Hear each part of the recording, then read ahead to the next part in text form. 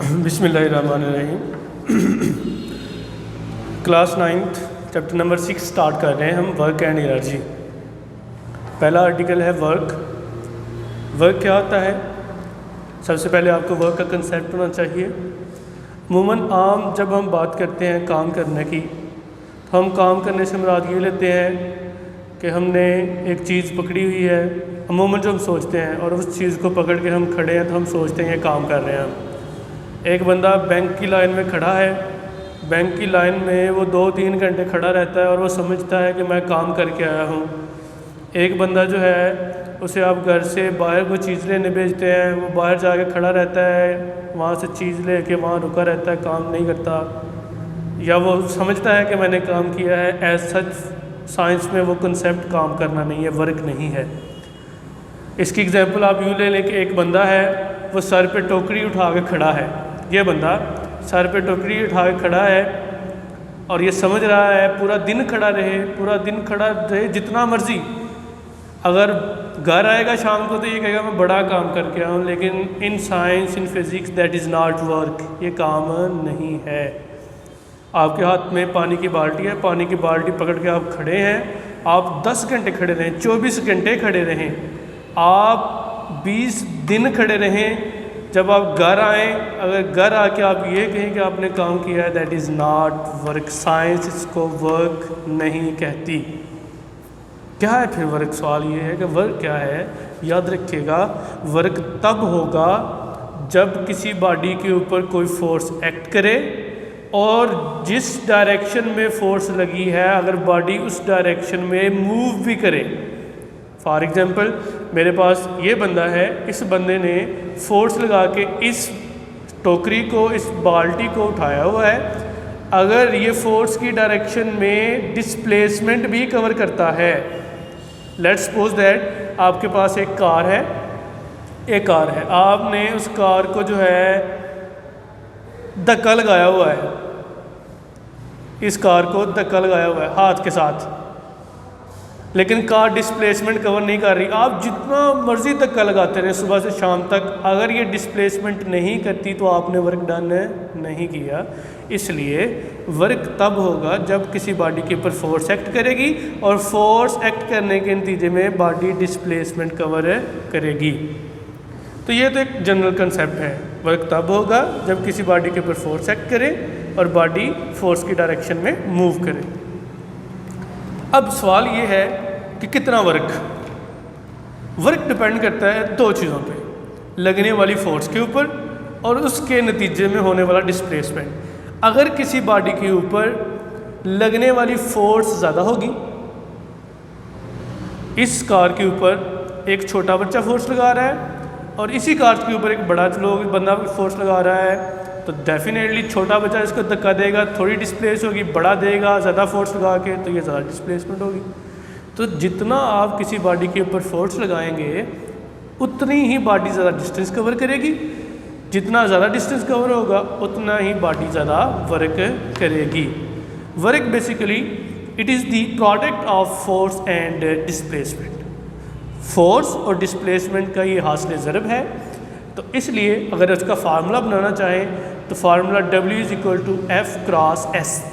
F is the force and S is the displacement. आपने second chapter में ये बातें पढ़ी हैं, डिस्टेंस एंड डिस्प्लेसमेंट, इसी 9th क्लास में। इस बात को समझाने के लिए मैंने साइड पे एक एग्जांपल लिख दी है।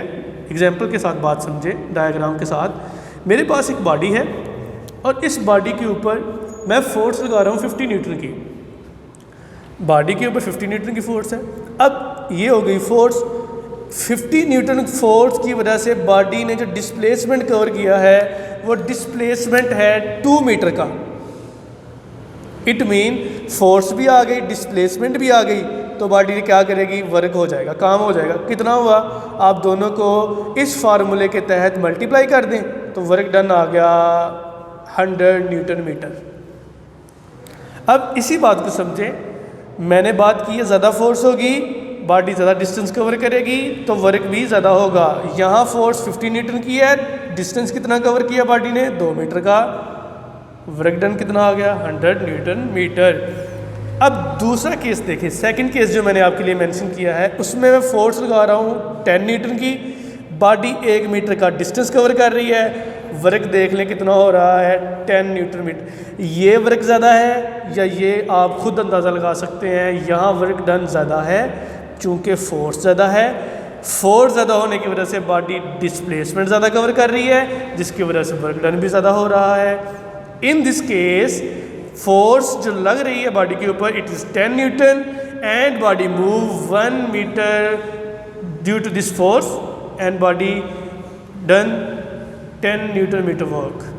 तो ये एक जनरल एग्जांपल जो आपको समझाने के लिए। बाज़ औक़ात क्या होता है कि आप जिस डायरेक्शन में फोर्स लगा रहे होते हैं उस डायरेक्शन में डिस्प्लेसमेंट नहीं हो रही होती, मतलब सम टाइम फोर्स और displacement not in the same direction. In this case force and displacement are the same direction, दोनों एक डायरेक्शन में है, फोर्स भी इस डायरेक्शन में लग रही है, बॉडी डिस्प्लेसमेंट भी इस डायरेक्शन में कवर कर रही है। लेकिन बाज़ औक़ात क्या होता है कि बॉडी जो है जिस डायरेक्शन में आप फोर्स लगाते हैं बॉडी उस डायरेक्शन में डिस्प्लेसमेंट कवर नहीं करती। इसकी मैं एग्जांपल देता हूँ।